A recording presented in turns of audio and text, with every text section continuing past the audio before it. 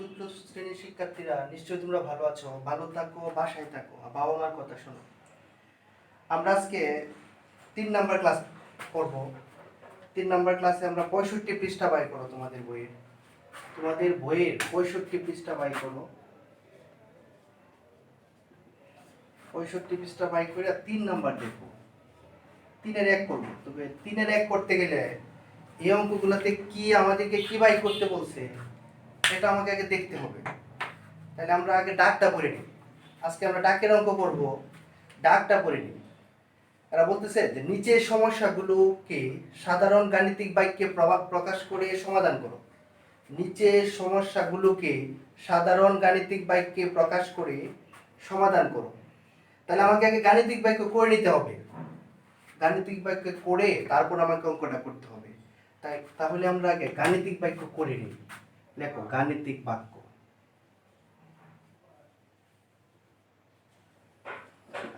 গাণিতিক বাক্য করতে গেলে আমাকে এই অঙ্কের ডাকটা ভালো করে পড়তে হবে।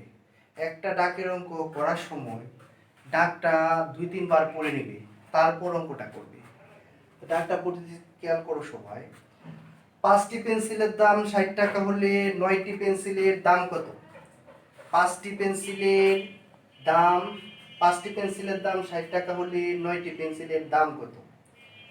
তাহলে 5টা পেন্সিলের দাম যদি 60 টাকা হয়, তাহলে একটা পেন্সিলের দাম বাই করতে গেলে আমাকে 60-এর সাথে 5 দিয়ে ভাগ করতে হবে।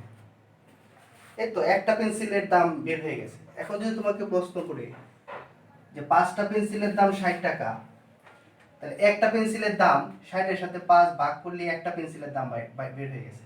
তবে আমাদের এই জায়গাটা, তাহলে একটা পেন্সিলের দাম বের হয়েছে। কয়টা পেন্সিলের দাম বের হয়েছে?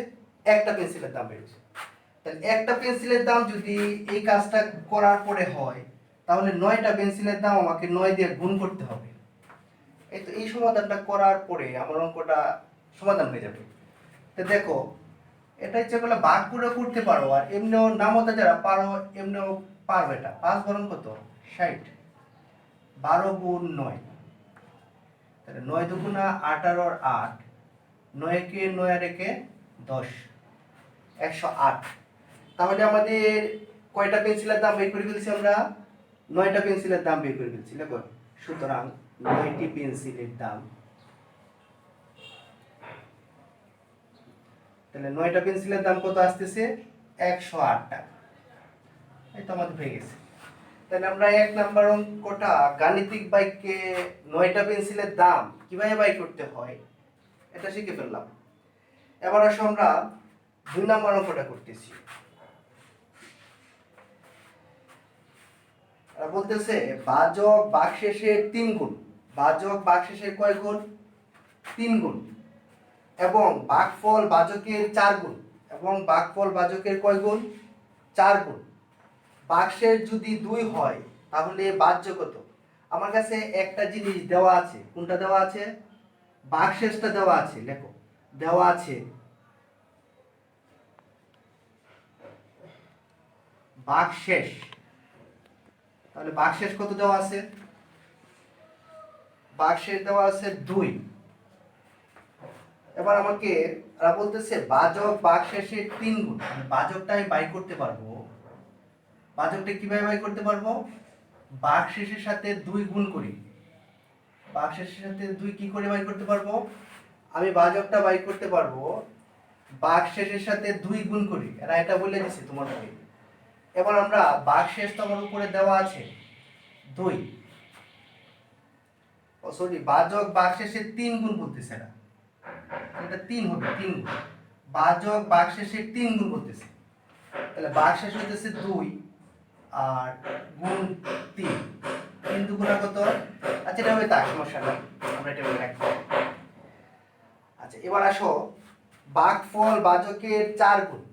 আবার ভাগফলটা বলতেছে কিভাবে বাই করার জন্য। দেখো, ভাগফলটা বলতেছে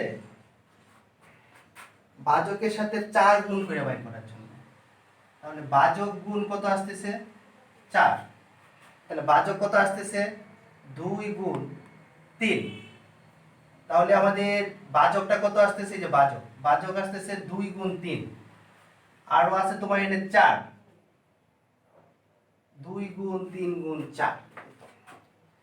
তাহলে আমরা তিনটা জিনিস বাইরে হয়ে গেছে। এবার আমাকে কি বলছে দেখো, বাক্সের যদি 2 হয় তাহলে বাহ্য কত, আমাকে কি বাই করতে বলছে ওরা, বাহ্য বাই করতে বলছে।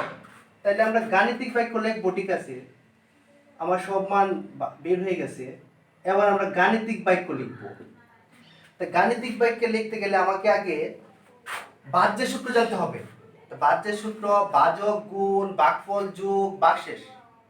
আমাকে বাহ্যের সূত্র বাহ্য কত বাই করতে বলছে ওরা কি বাই করতে বলছে, বাহ্য কত। তাহলে বাহ্য বাই করতে গেলে আমাকে আগে বাহ্যের সূত্র জানতে হবে। বাহ্যের সূত্রটা দেখো, বাচক গুণ ভাগফল যোগ ভাগশেষ। তাহলে বাচক আসতেছে কত, 2 গুণ 3, বাচক গুণ না দেও গুণ। ভাগফল কত আসতেছে, 2 গুণ 3 গুণ 4, লেখো 2 গুণ 3 গুণ 4। বাচক গুণ ভাগফল গেল, এবার যোগ দাও, যোগ দিয়ে ভাগশেষ কত, 2। তাহলে আমরা কি সূত্র লিখলাম, বাচক গুণ ভাগফল যোগ ভাগশেষ। কিসের সূত্র, বাহ্যের সূত্র। তবে বাহ্যের সূত্রটা আমরা প্রকাশ করব কি দিয়া, গাণিতিক বাক্য দিয়া। এই তো গাণিতিক বাক্য দিয়ে আমরা প্রকাশ করলাম। এবার লক্ষ্য করো, আমরা এটা সমাধান করে ফেলি।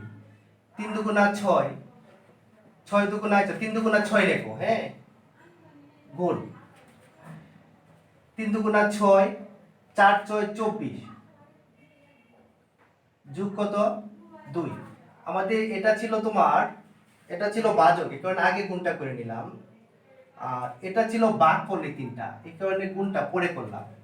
এরপরে যোগ ভাগশেষ তো আছে।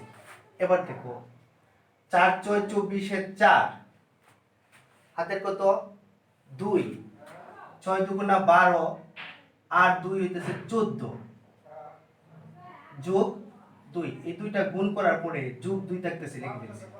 এবার 144 আর 2 কত আসতেছে, 146। এবার এটা আমাদের কি বাইর হইছে, এখানে লিখে দিবা। সুতরাং বাহ্য সমান, বাহ্য কত আসতেছে, 146। একটু ভালো করে লক্ষ্য করো। তাইলে আমরা এই অঙ্কটা মানে কিভাবে করলাম, আমি আবার একবার তোমাদেরকে বলতেছি, তোমরা একটু খেয়াল করো। আমাদের বলছে ওরা একটা জিনিস আমার কাছে দেওয়া ছিল, এটা বাক্সের দেওয়া ছিল। বাক্সের কত দেওয়া ছিল, বাক্সের 2 দেওয়া ছিল। এই তো বাক্সের 2 লিখে নিলাম। এরপরে ওরা বাচক বাই করতে বলছে, তো বাচকটা তোমাকে বাই করতে বলছে বাক্সের সাথে 3 গুণ করি। এই তো বাচকটা বাই করলাম, বাক্সের সাথে 3 গুণ করি। তো ভাগশেষ তোমার কাছে দেওয়া আছে 2, গুণ কত হইতেছে 3। এই তো লিখে রাখলাম এটা। এবার আমাকে আবার একটা কথা বলতেছে ওরা, যে ভাগফলটা আমি বাই করতে হবে ভাজকের সাথে 4 গুণ করি। তো এই যে ভাগফলটা বাই করতেছি ভাজকের সাথে 4 গুণ করি। তো আমার ভাজক কত বাই করছিলাম আমি, 2 গুণ 3। এই তো গুণ 4 আছে, লিখে দিলাম। তাহলে ভাজক বেরিয়ে গেছে, ভাগফল বেরিয়ে গেছে। এবার আমাকে ওরা বলতেছে যে বাহ্য বাই করার জন্য, তো বাহ্যটা আমি বাই করব, বাহ্য আমি গোপন রাখবো। বাহ্যটা কিসের মাধ্যমে গোপন রাখবো, গাণিতিক বাক্যের মাধ্যমে গোপন রাখবো। গাণিতিক বাক্য লিখবো এবং বাহ্যের সূত্র লিখবো। তো বাহ্যের সূত্র কি হইতেছে, বাহ্যের সূত্র বাচক গুণ ভাগফল যোগ ভাগশেষ।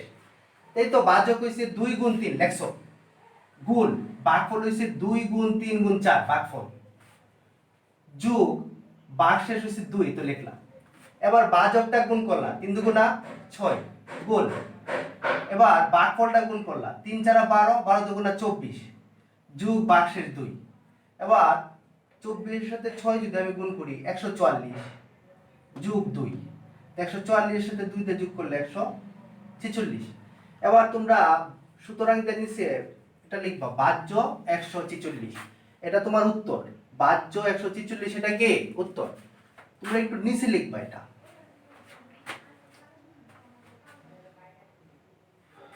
আচ্ছা, তোমরা সবাই ভালো থাকো, এই পর্যন্ত।